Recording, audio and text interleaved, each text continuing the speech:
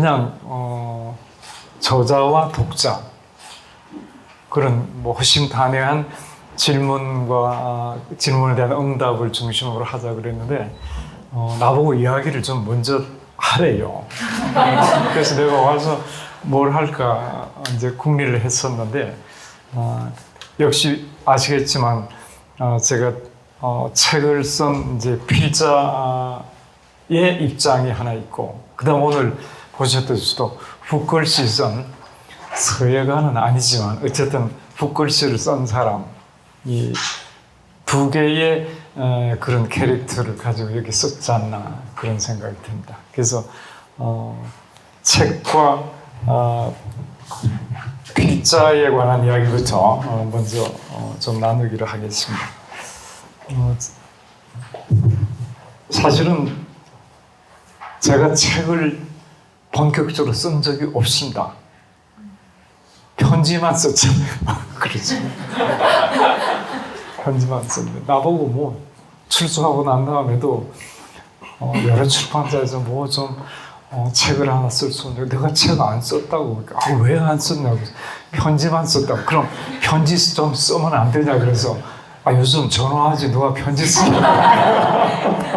농담으로 했는데 그 감옥 때 사색은 아시듯이 가족에게 보내는 편지 그렸고, 그 다음에 나무야하고 더불어 숲도 고민하다가 서간문 형식으로 썼어요. 근데 왜냐하면 그 당시에 내가 출소한 지 얼마 되지도 않았고, 또 제도권 신문 독자들이 볼 때 20년이나 감옥에 있다 나와서 뭘 자기가 안다고 이렇다 저렇다 뭐 단언을 하자, 이런 생각이 들어서 수신자를 한 사람 딱 상정을 하고 그 사람을 당신이라고 정해놓고 그 사람한테 글 쓰는 걸로, 그렇게 하면 우리끼리 하는데 괜히 당신들 옆에서 읽고는 시비야 그런 식으로 뭐 빠져나갈 그런 핑계가 되더라고요. 그렇게 해서 썼는데 서간책 형식, 이게 우리 이 문화사에서 하나의 그 문체로서 이렇게 자리 잡고 있는 거거든요. 서간문 형식의 글쓰기가 아주 상당히 오랜 역사가 있어요. 그러기도 하고, 또 어떤 사람, 당신이란 사람을 지명을 하고 쓰니까 편했어요. 독자들도 그 당신이 자기를 지칭하는 것 같은 친근감 느끼기도 하고, 또 때로는 내가 하는 이야기도 당신이 이렇게 했잖냐 이러니까 내가 뭐 아는 척 하는 것도 좀 숨기기도 하고 참 편했었어요. 그래서 이제 국내 기행, 세계 기행을 서간문 형식으로 쓰고, 그 다음에 쓴 게 이제 강의라는 책인데, 그건 강의록이죠. 그러니까 내가 책을 쓴 게 아니거든요.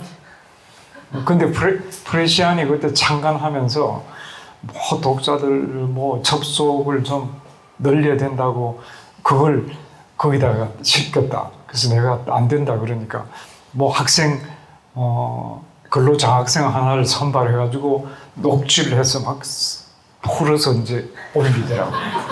그 보니까 깜짝 놀랐어요. 내가 이렇게 가르쳤나? 전혀 반대되는 이야기까지도 막 나와요. 그래서 안 되겠더라고요. 그래서 내가 차라리 내가 정리할게. 그래서 내가 정리해서 올렸어요. 그러니까 강의록 중심으로 이제 썼는데 그때도 역시 책 쓴 건 아니잖아요.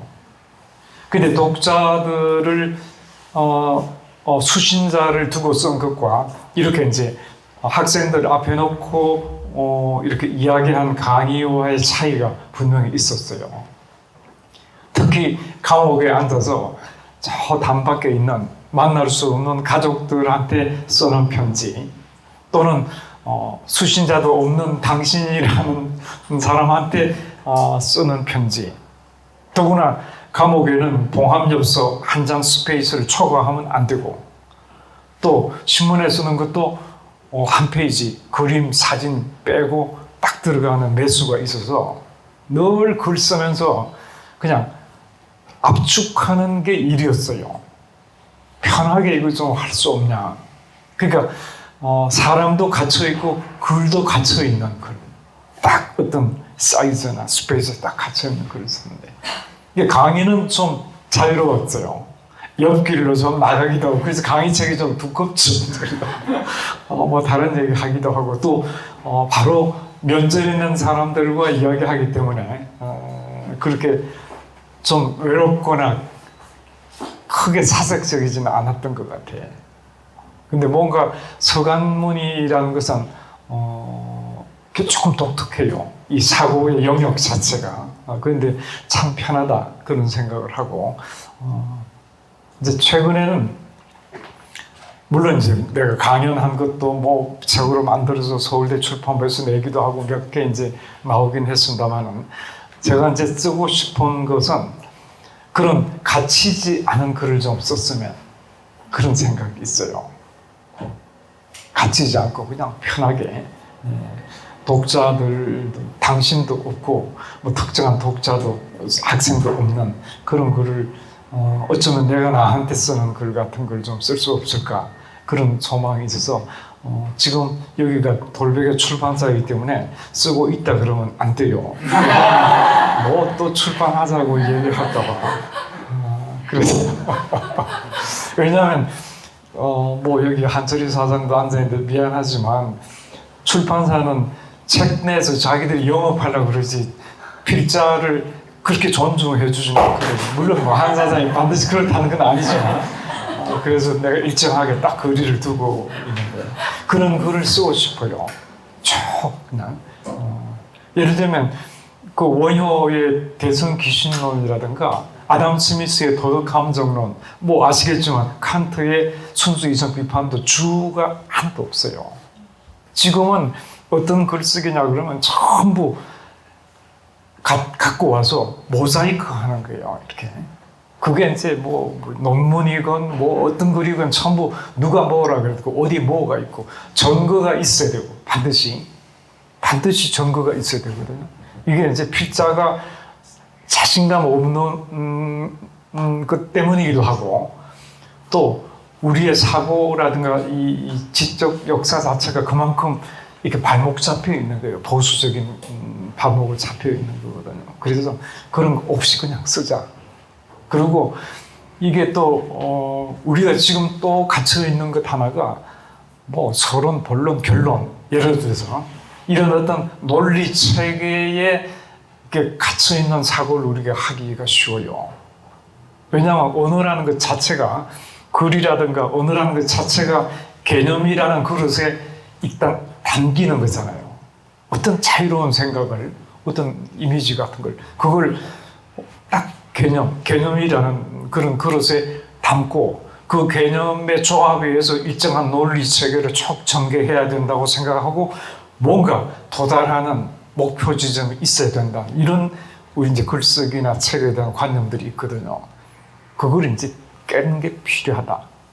그러니까 이제 건축적 의지 자체를 이걸 깨트리자는 생각이 사실 있고 최근에는 젊은 분들은 거의 매스미디어 또 미디어 자체가 바뀌기 때문에 이런 개념적 사고를 안 한다고요.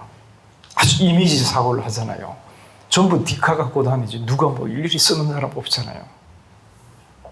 그래서 이런 우리가 지금 엄청난 변화를 하고 있는 이런 이제 그 시대적인 그런 지적 상황도 하여튼 고민이 되고 그래서 아주 자유롭게 쓰자. 그래서 사실은 꾸준히 쓰고 있긴 해요. 그리고 옛날에는 제가 하도 교도소에서 읽고 싶은 책을 못 읽어가지고 그렇죠. 허용되는 것만 읽어서 나와서 그냥 우선 제일 먼저 했던 게 내가 옛날에 갖고 있었던 책이 굉장히 많이 없어졌어요. 남산에 갖고 왔나 봐. 그래서 그 손 떼묻고 아주 추억이 있는 책들이 그리워가지고 그 책은 아니더라도 뭔가 그 고서들을 좀 찾아야 되겠다. 그래서 제가 뭐 하여튼 불광동 뭐 어떤 저기까지 다 돌아다녔잖아요. 없더라고 책이. 못 찾겠더라고요. 그래서 어쩔 수 없이 이제 못 읽은 책을 부지런히 읽는데 특히 이제 탈근대와 관련된 해체주의에 관한 철학적 서적들은 이게 생각이 프랑스 사람은 얼마나 더 복잡해요. 똑같은 개념을 약간의 뉘앙스만 다른 걸 그냥 전부 다른 식의 개념들로 자기리로 막 성격해요. 그 처음에는 첫 장부터 끝장까지 다 읽었어요. 근데 안 되겠더라고요. 그렇게 따라갈 필요가 없어요. 그래서 지금은 내가 글 쓰는 거를 기본으로 하고 쓰다가 필요한 부분만 어느 책에 들어가서 딱 필요한 부위를 찌르고 들어가요. 마치 의사가 어떤 부분만 칼로 찔르듯이 딱 그 부분만 좀 같이 갖고 와서 생각하기도 하고. 그래서 글도 뭐 에세이도 아니고 논문도 아니고 뭐 자서전도 아닌 대단히 자유로운, 어떤 때는 뭐 그냥 시적인 그런 운율이라든가 그런 이제 서사 형식으로 쭉 가다가 어떤 때는 또 굉장히 사회과학적인 논리성으로 확 가다가 그래서 지금은 중간에 그림도 좀 넣을까. 그다음 앞으로는 여러 가지 이제 그런 책이 이제 디지털화 될 거 아니에요. 그러면 이 부분에서는 클릭하면 노래도 나오면 어떨까? 뭐 그런 생각까지도 하고. 그래서 편하게 쓰고 있긴 합니다. 근데 그래서 이 얘기를 이제 나도 재미있으니까 하니까 뭐 언제 나오냐, 뭐 다 썼냐 물어봐서 제가 어떤 예를 소개했냐 그러면 아마 여러분들이 보셨을지 모르는데 Finding Forest라는 DVD 봤어요. 거기는 션 코네리가 그 브롱스가의 아주 허름한 아파트 5층인가 거기서 그 길거리 농가나 흑인 애들 맨날 내리다 보잖아요. 그 작중 이제 이름이 보리스인데 이 사람이 아마 셀린저, 호밀밭 파수꾼 셀린저를 모델로 했다 그러는데 20대 첫 작품이 미국의 퓨리츠상을 받고 나서 혹독한 비판에 절망하고 절필하고는 노인이 돼서 거기 흑인들 애들 농구하는 거 보고 있는 거예요. 그 애들도 저 노인이 도대체 뭐야 이래서 이제 어느 날 가보자 그래서 갔다가 들키잖아요. 그래서 그 자말이라는 어린 친구가 자기 배낭을 엉겹결에 놓고 달아놨는데 며칠 후에 배낭이 딱 그 문에 걸리잖아요. 그게 이제 가져와 보니까 이 자말이라는 친구가 글 쓰는 친구인데 그 노인네가 빨간 걸로 전부 교정을 다 해서 쳤어. 그게 인연에 대해서 이제 시작 쭉 되는데 물론 뭐 이야기가 너무 길지만 그래서 나중에 이 자말이 굉장한 수련을 하여튼 이 라이팅 수련을 쭉 해요. 그리고 학교도 뭐 우여곡절이 많지만 이렇게 또 이 션 코네리도 자기 불문율을 깨고는 이 교실에까지 나타나기도 하고 이런 곡절을 겪고는 나중에 이제 스코틀랜드가 고향인데 고향에 돌아가요. 가는 장면도 재밌어요. 자전거 타고 떠나더라고. 싹 뒷모습 보여주는데 왼쪽으로 가더니 팔 들고 뭐 그렇게 이제 떠나갔는데 얘가 고등학교 졸업할 때쯤 변호사가 007 가방 들고 학교로 나타났어요. 그 보니까 우선 그 5층에 그 도서로 책으로 꽉 들어차는 그 5층 아파트 열쇠를 줘요. 그래서 어떻게 되었냐니까 돌아가셨대요. 암으로 돌아가셨는데 그 다음에 이제 가방을 줬어요. 이 가방을 들고 그 5층에를 문 열고 들어가서 딱 열어보니까 이분이 쓴 마지막 이제 소설이 선셋이라는 소설 원고가 딱 들어있는 거야. 그리고 밑에다가 썼더라고. forward 서문은 to be written by 자말 이겼어라. 딱. 그래서 나도 놓고 가자. 출판하지 말고 뭐 그런 생각. 그래서 그런 생각으로 쓰니까 참 편해요. 지금 아까도 뭐 우리 한 사장님 소개했죠. 뭘 되게 바빠요. 경향신문하고 한겨레가 뭐 한쪽만 하면 안 돼요. 두 개 똑같이 해서 그거 다 해줘야지. 그 다음에 또 우리 학교 선생님들하고 또 지역에서 자꾸 초청하는데 안 가면 또 욕먹으니까 그것도 또 가야 되고 그 바쁘면서도 이거 그냥 놓고 가는 거지. 안 써도 되고. 그래서 뭐 그러니까 편하긴 해요. 그래서 어제도 어떻게 지내냐 그래서 자꾸 필요 없는 일을 하느라고 필요 있는 일도 못하고 지낸다고 그런 이야기를 했는데, 그래서 이 글쓰기 뭐 제가 두서없이 얘기했습니다만은 저는 이제 뭐 본격적인 책을 쓴 적은 없지만 내 글을 읽은 사람들에 대해서 내가 최대한으로 겸손하다는 생각을 해요. 어쨌건 그 글은 나로서는 굉장히 많이 공력이 들어갔어요. 특히 감옥을도 차색, 여러분들이 그 봉화묘서 한 장에 있는 거 그거 뭐 10분만 하면 읽을 짧은 글이잖아요. 그걸 내가 얼마 만에 쓰냐 그러면 한 달 만에 써요. 미리 메모하지도 못하죠. 그 충격적인 그런 어떤 공간에 내가 던져졌잖아요. 뭐 5만 가지 생각이 다 나는데 이걸 어떡하나. 그냥 지나면 강물처럼 그냥 다 흘러가고 잊어버릴 텐데 어딘가 기록을 했으면, 근데 필기도구 절대 허용 안 하니까 유일하게 이제 허가되는 게 집에 보내는 이제 편지, 봉합엽서가 허용돼. 거기다가 이제 쓰기 시작했거든요. 어떻게 써? 안 되지. 메모도 못 하니까. 교도소 편지란 게 자기가 이번 달에 편지 쓰려고 그러면 신청하면 보관되어 있는 봉합엽서가 하나 나와요. 이 수본하고 도장, 교문과 도장 찍힌 글. 그럼 그걸 가지고 교도관의 시선 하에 거기 조그마한 책상에 잉크병하고 철필. 여러분 철필 모르죠? 펜? 철필. 거기 꽂아. 거기서 써야 돼요. 근데 보면 양이 제법 많잖아요. 거기서 써야 되니까 이번 달에 쓸 걸 한 달 내내 생각하는 거예요. 뭐에 관해서 써야지. 그러면 쭉 생각하고, 그때는 뭐 20대부터 내가 징역살이였잖아요. 머리도 좋아가지고 다 암기해요. 완벽하게 원고가 교정까지 다 된 상태로 가서 쫙 쓰는 거예요. 그래도 철필로 쓰는 시간이 상당히 걸릴 거 아니에요. 그럼 딴 애들도 써야지. 그럼 누가 뭐 심지어 오래 쓰세요? 그럼 네가 먼저 비켜주기도 하고. 한 번은 비켜줬는데 보니까 다 써요 그러더라고. 금방 뭐 몇 초도 안 됐는데 그렇게 빨리 썼냐? 그러니까 딱 보여준데 보니까 석자만 썼어요. 딱. 나는 빡빡하게 썼는데 석자를 형님 돈만 썼더라고.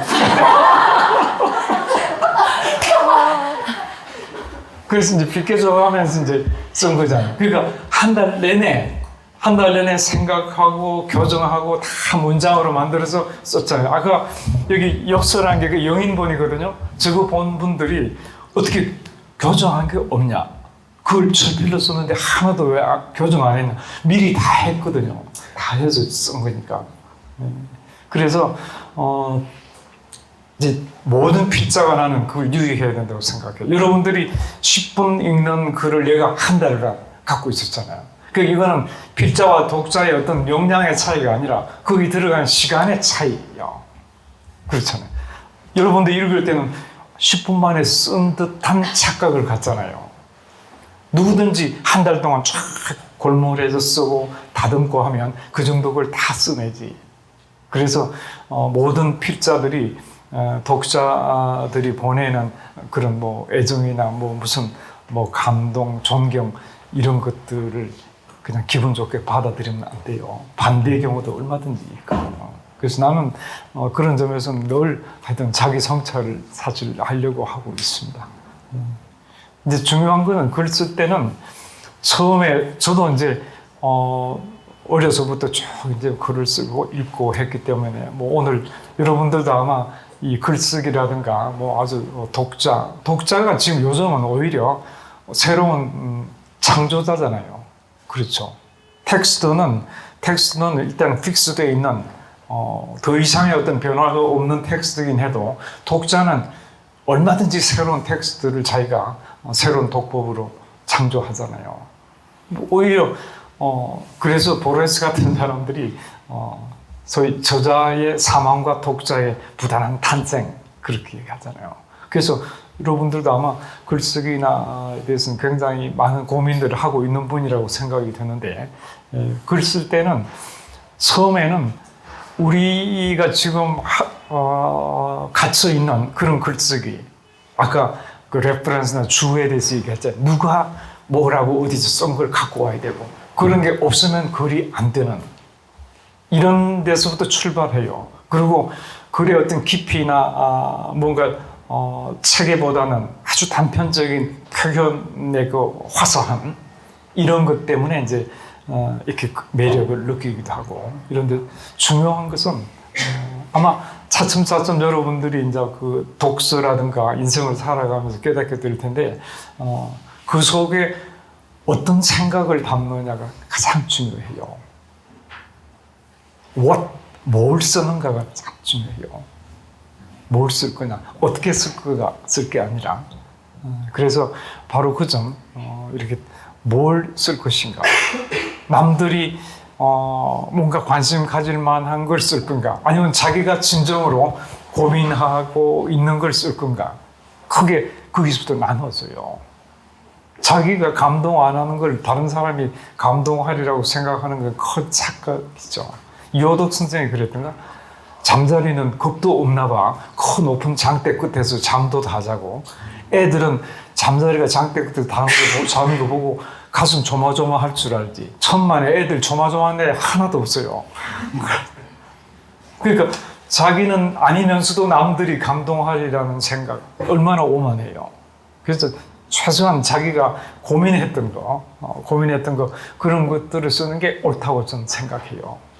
그래서 표현이라든가 다른 사람들로부터 가져오는 해박한 무슨 이런 자기 지적인 유희 이런 것들은 오히려 천박하고 오히려 앞으로는 아마 점점 더 이렇게 매도될 거라고 생각을 해요. 그래서 어떤 생각을 자기가 정리할 건가 바로 그 점이 대단히 중요하고 그러기 위해서는 우리가 이제 하는 생각들이 단편적일 수밖에 없어요. 이렇게 길 가면 7번 버스, 2000번 버스, 몇 번 버스 계속 수많은 버스들 이제 만나듯이 우리가 살아간다는 것은 아주 단편적인 많은 것들과 부딪히는 걸로 봐요. 근데 그걸 어떻게 할 거냐? 그런 것. 그걸 생각이라는 어떤 틀, 그걸 일단 이제 지도라고 하는데 R지자에다가 이 그림도자 지도, 따지자가 아니고 지도, 생각의 그림을 여러분들이 만드는 게 필요하다고 봐요. 지금은 이제 안 하지만 한동안은 내가 해마다 연말이 되면 큰 칼렌더 안 버리고 늘 놔둬요. 칼렌더 그 뒤집으면 굉장히 좁고 큰 백지가 나오잖아요. 그런 백지 드물잖아요. 그걸 놔두고는 백지에다가 그려요. 내가 이제 쓰고 싶은 주제를 하나 쓰고 그 주제를 쓰려면 최소한 뭐를 써야 된다. 그리고 A에 대해서는 이것들이 여기 반드시 담겨야 된다. 그리고 이것은 다시 이렇게 점점점 왜 옛날에 그 도스데이 루트라는 게 있잖아요. 아니 더 쉽게 얘기하면 책의 목차를 거기다 쓰는 거예요. 쭉 쓰고는 나중에는 전체 균형으로 봐서 원고 매수까지 탁탁탁 이렇게 자기가 배치할 수 있어요.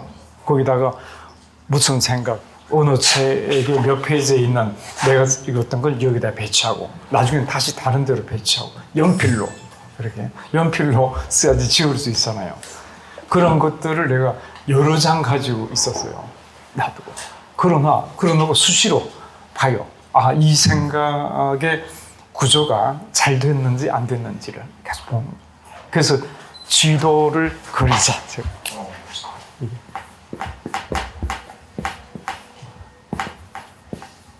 지도.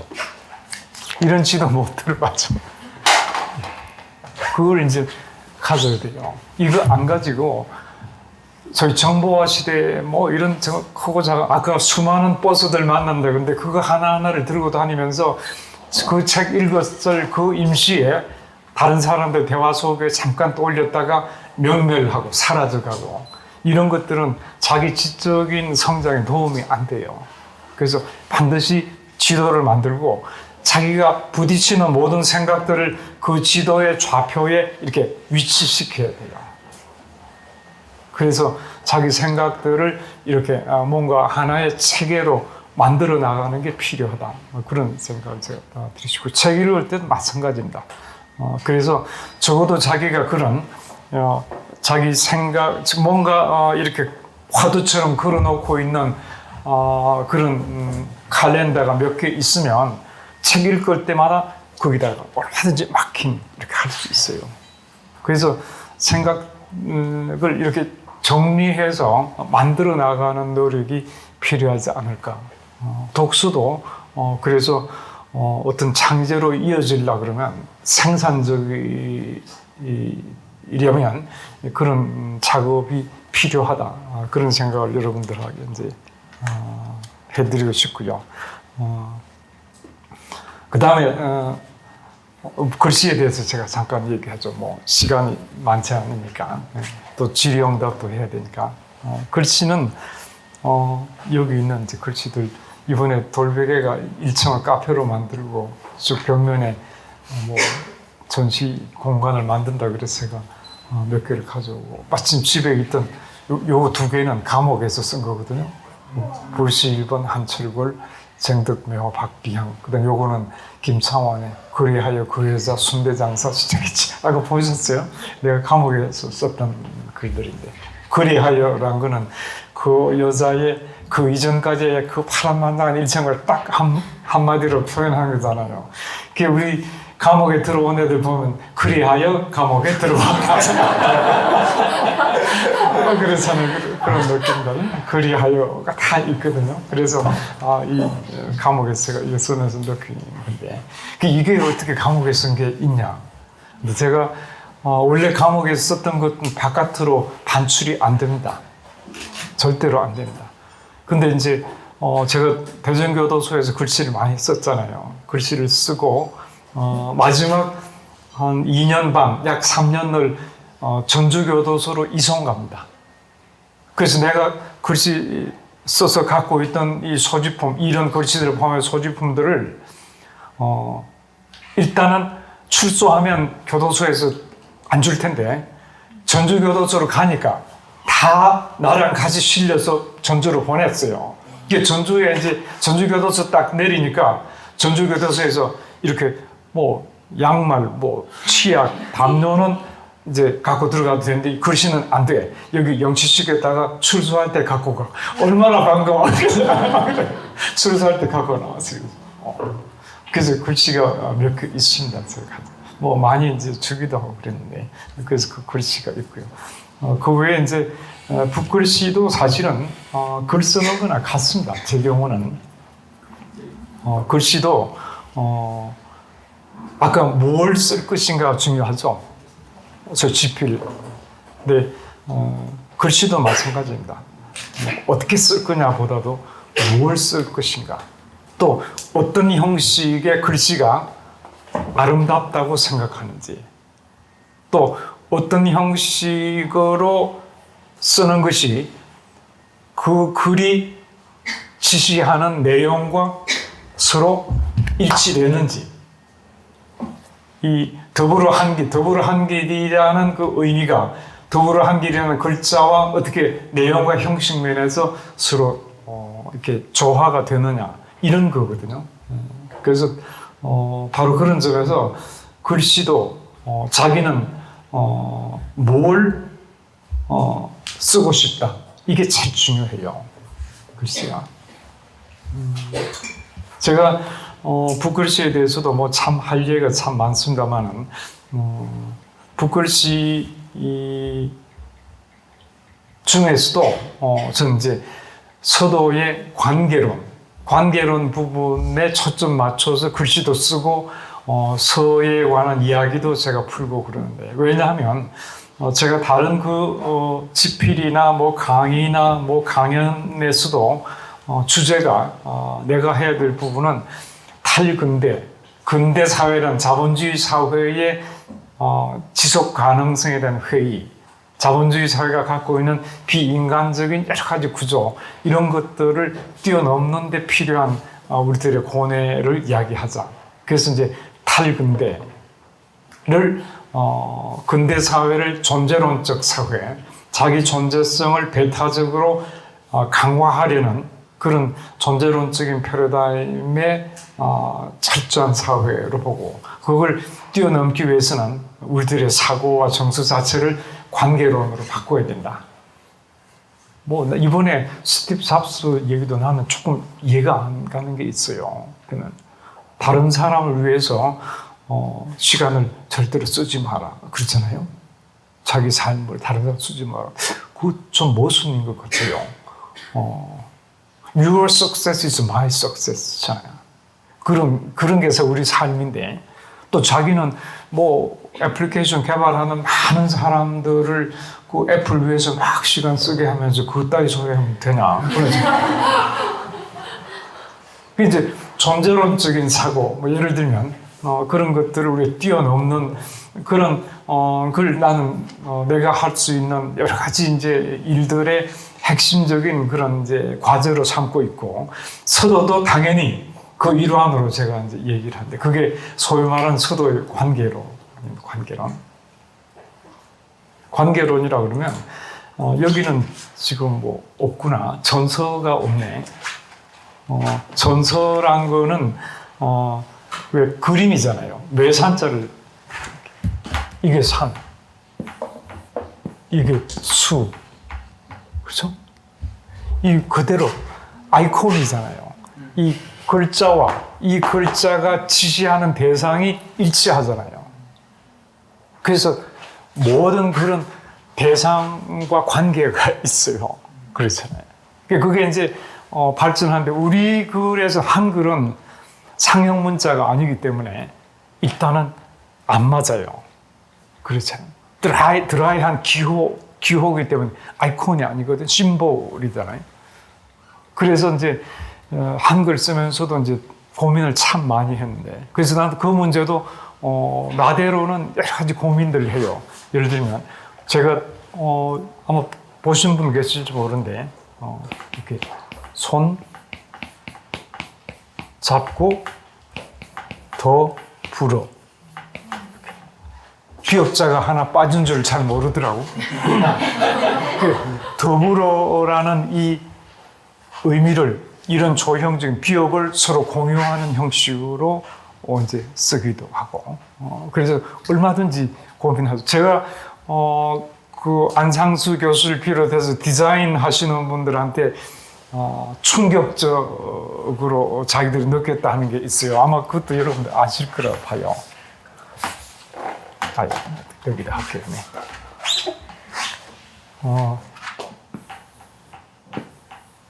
이렇게 하고.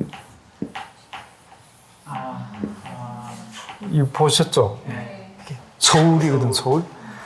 북악산과 한강. 이걸 이제 정도 600년 그 초대전에서 예술의 전당에 한, 지금도 이동국 선생님 거기 있어요.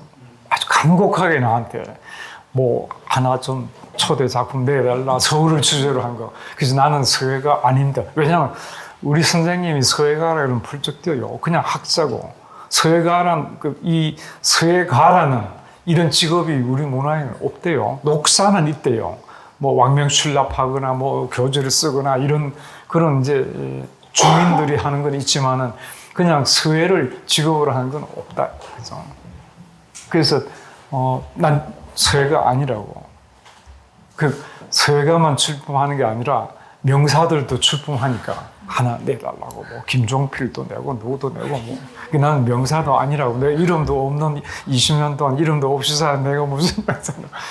그러니까 그러면 반반씩해서 하나 내면 안 되겠냐고 하던 그분이 굉장히 나한테 이렇게 간곡하게 얘기해서, 일단은 거절을 했으면서도 서울을 주제로 해서 쓰면 뭘 쓸까 고민을, 이제 버스 타면서도 고민하고 뭐 하여튼 걸어가면서 고민하다가 딱 생각이, 이렇게 서울을 쓰자. 그리고 여기다가 북악, 아마 기억하시는 북악 무심 5,000년?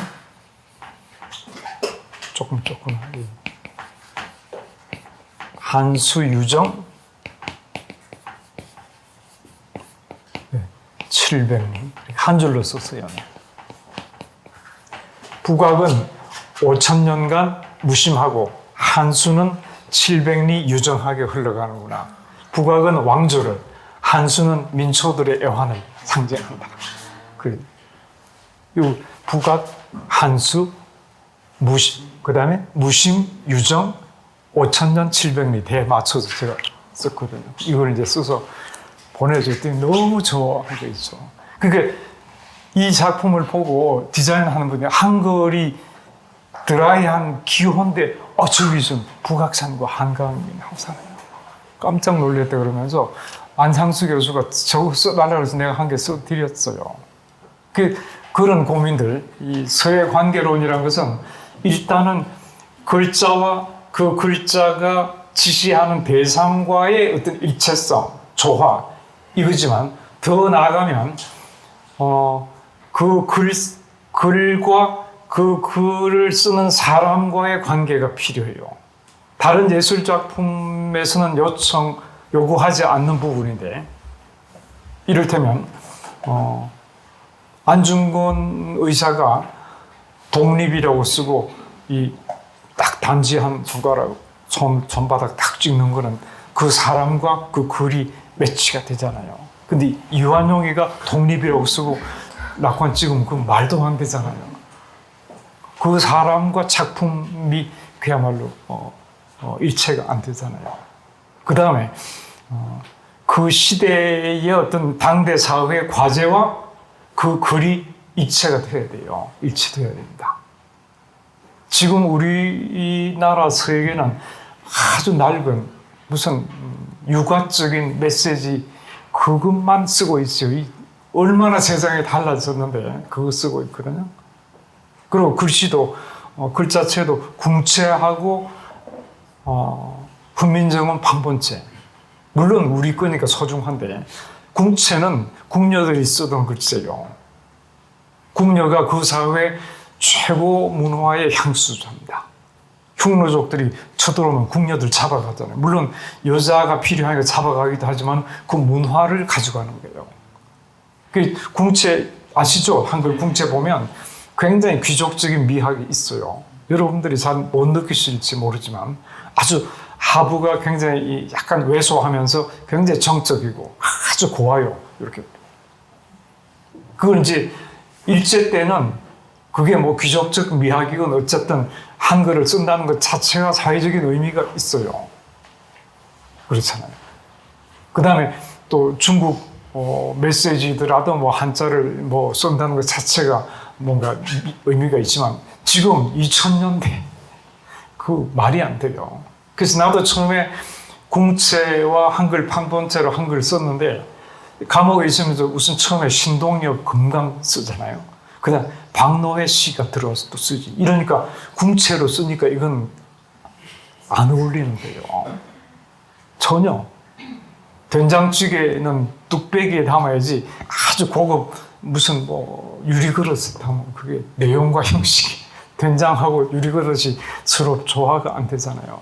그래서 고민하고 있던 사이에 우리 어머니가 나한테 보내는 편지는 그 서간문 무릎에 놓고 왜 띄워 쓰기도 않는 거 이렇게 달아서 쓰는 북서로 쓰는 편지 보내요. 그걸 이제 뭐 무심히 보다가 어느 날 딱 제가 주목하게 돼요.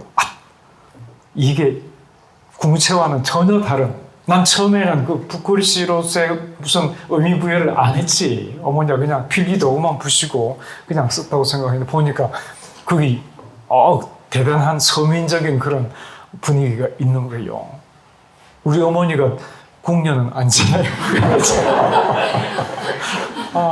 그리고 그 어머니에 대한 기억을 참 많이 감옥에 앉아서 이렇게 내가 이렇게 다시 불러올 수 있었어요.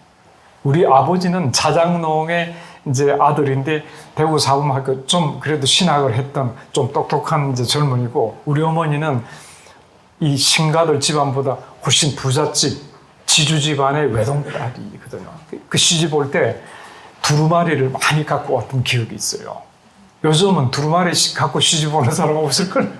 그게 뭐 여러 개 뭐 심청전, 뭐 춘향, 판소리, 뭐 아니면 뭐 적벽부 이런 거 전부 두루마리 가지고 와서 와가지고 시집 와가지고는 그 동서들이라든가 이쪽 이제 이 자기들 시댁 사람들을 문화적으로 딱 이렇게 완전히 장악하는 그를 내가 나중에 이제 깨달았다고. 막 낭낭하게 그거 쫙 둘러서 읽는 모습 같은 게 떠오르기도 하고.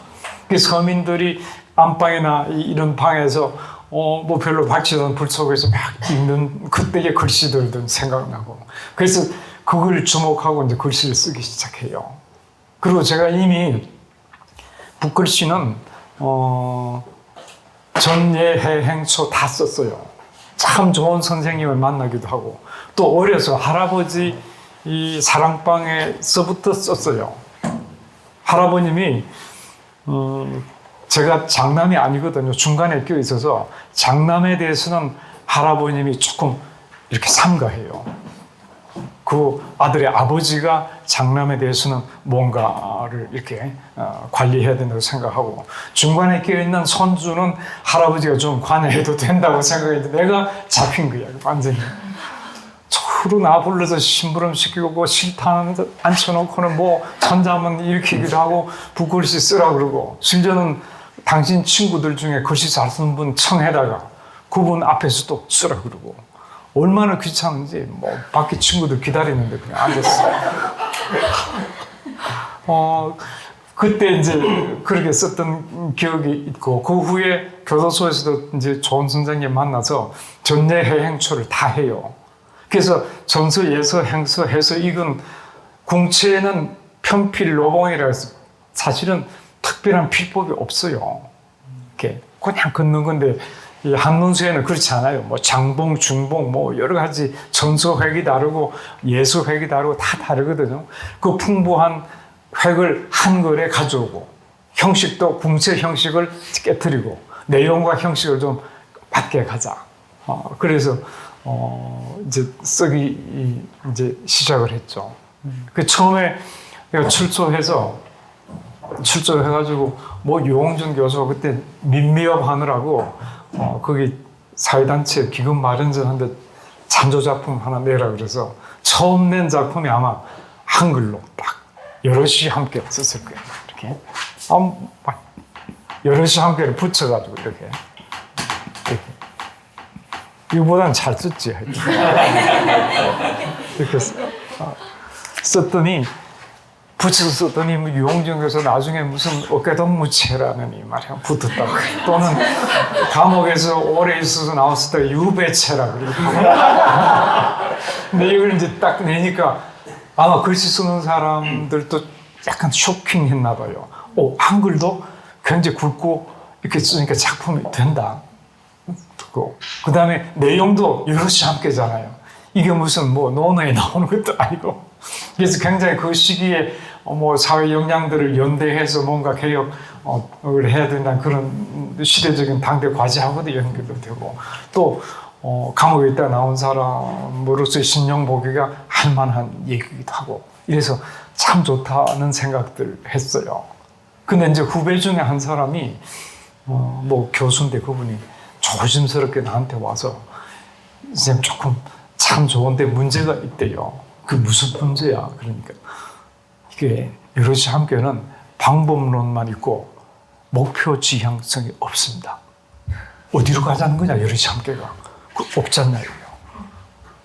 어떻게 생각하세요? 맞긴 맞죠. 여럿이 함께 어디로 가자는 거냐. 그래서 내가 그 다음부터는 여기 밑에다가 여럿이 함께 가면 길은 뒤에 생겨난다.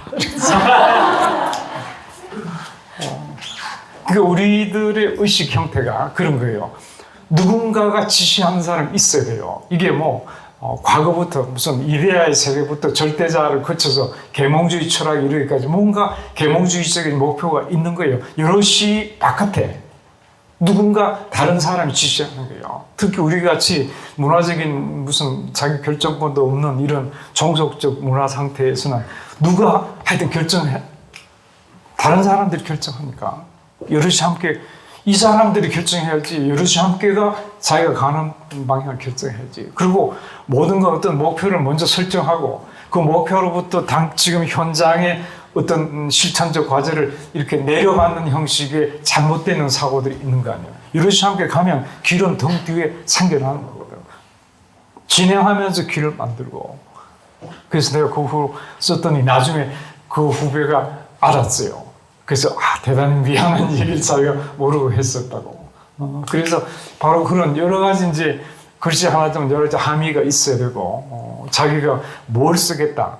또 어떤 형식으로 쓰는 것이 자기가 쓰고자 하는 그 주제를 가장 효과적으로 살릴 수 있는지 이런 걸 고민을 해야 된다고 생각을 하죠. 그래서 붓글씨 뭐 지금은 쓰려고 하는 사람 별로 없습니다. 참 많이 시간도 들고 또 나이가 많아야 돼요. 글씨가 좋으려 그러면 우리도 80 넘어야지 글씨를 좀 알아준다고 그러더라고. 별로 안 알아준다 그러기도 해요. 왜냐하면 이 글씨라는 게 그냥 쓰는 것 같지만 그 속에는 아까 말씀드렸듯이 어떤 것이 아름답다. 나무나 꽃도 어떤 꽃이 어떻게 생긴 나무가 아름답다는 게 사람마다 다를 수 있잖아요. 그렇죠. 그게 어릴 때 아름답다고 생각했던 것. 나무라 그러지만 사람을 여러분 상정하면 돼요. 아주 참 멋있다. 이제 어떤 사람을 아름답고 멋있게 보는가를 여러분들이 생각하시면 될 거요. 아마 달라졌을걸? 나한테도 내가 우리 동네 그게 10,000원짜리 미장원에 가서 머리 깎는데 그 아주머니가 오세훈이 지난번 급식 투표할 때 오세훈이 얼마나 미남이냐고. 그래서 나는 아닌데요. 그러니까 오세훈이가 미남 아니란 말이라고. 그 아주머니 같이 주로 나이 많은 아주머니 타입이지 나는 아니라고. 누가 그러면 좋아요? 나는 안성기가 훨씬 나은데요. 그러니까 이렇게 보는 게 얼마든 관점이 다르잖아요. 사람도 반듯하고 이야기 잘하고 굉장히 뭔가 이렇게 스마트한 사람을 좋아하다가 약간 어리숙하면서도 말도 별로 이렇게 유창하지 않고 약간 어눌한 듯 하면서도 뭔가 이렇게 함축성이 있는 듯한 사람. 그런 사람이 차츰차츰 좋아지기 시작하는 나이도 있어요. 그래서 글씨라는 것은 굉장히 많은 인생의 경험들을 다 겪고 그래서 물어놓아 있는 또 많은 고민도 한 다음에 자기대로의 어떤 미학이 만들어지고 그 미학과 일치되는 글씨를 써야 돼요. 그러려면 나이가 많아야 돼. 아까 젊었을 때의 글쓰기가 주로 표현, 아주 멋진 문장력 이걸로 되게 문화지망생의 꿈을 키우기도 하고 그런데 그거는 사실은 아주 작은 거거든요. 진정하게 자기가 고민하는 걸 써야 되고 마찬가지로 글씨도 자기가 느꼈던 것 이런 것들을 이렇게 좀 그 문장력하고는 좀 다르죠. 이게 아주 시각적이고 이런 회화적인 게 많기 때문에 그런 것들로 이제 표현은 조금 추상적이긴 하지만 그런 걸 이제 만들어내는 노력은 나는 굉장히 중요하다고 생각해요. 자기 인생을 살아가는데 또 많은 사람들을 이렇게 판단하는데 글씨의 미학이 갖고 있는 의미는 참 대단하다고 봐요. 여기 있는 글씨가 그렇다는 건 아니고 이것도 지금 여기 북카페 만드는데 빨리 좀 내달라고 그래서 이렇게 냈었는데 그렇습니다. 글씨든 글이든 마찬가지인데 글씨에서 우리가 마지막으로 하나만 여러분들에게 말씀드리고 싶은 것은 글씨에는 필법이라든가 법칙으로 삼아야 될 좋은 명필들이 많이 있어요. 근데 그런 것들에 갇히면 안 돼요. 절대로 갇히면 안 돼요. 피카소가 하나 나오면 수천 명이 죽는다는 게 아니에요. 거기 갇혀서. 그래서 그걸 유법 불가하고 유법. 법이 있어도 불가. 안 되고. 무법. 불가. 법이 없어도 안 돼요. 법이 있어도 안 되고 법이 없어도 안 돼요. 참 힘들죠. 뭐 어떻게 하라는 거야. 그 아마 그 함의를 여러분들이 좀 고민하시면 될 것 같아요. 딱 뭔가 아주 교조적인 어떤 틀에 딱 이렇게 갇히는 사고나 갇히는 미학은 절대 안 됩니다. 우리나라 경우도 그림만 하더라도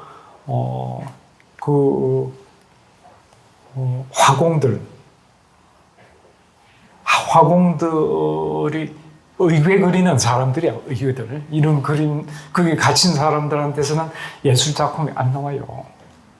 그게 안 갇힌 사람들이, 예를 들면 경제 같은 사람들도 사족이거든요. 그럼 오히려 녹사라든가 이런 왕명출납하고 이런 아주 직업적으로 쓰는 글씨보다는 추사같이, 추사 아마추어잖아요. 붓글씨 아마추어지, 그냥 학자지. 그런 데서 나오는 거예요. 그래서 유법 절대 안 돼요. 차라리 무법이 나. 이게 무법도 저게 사실은 나도 어제 어느 절에 갔다 왔는데 그저께 선필이라고 그래가지고 지멋대로 쓰는 중들도 되게 있어요. 그것도 안 돼요. 법이라는 게 오래 내려온, 그동안 수천 년 동안 이렇게 겪어 내려간 임상학적인 그런 결론으로서의 어떤 법이라는 게 있는 거거든요. 그거는 우리가 존중해야 돼요.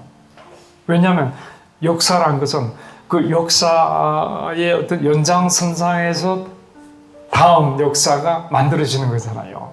그래서 모든 미래는 오래된 미래다. 그러니까요. ancient future, 오래된 미래잖아요. 그래서 바로 그런 점에서 유법도 안 되고 무법도 안 되고, 이게 뭐 비단 붓글씨뿐만 아니라 뭐 여러분들이 쓴 글이라든가 우리 살아가는 데서도 마찬가지지 않을까, 그런 생각이 듭니다.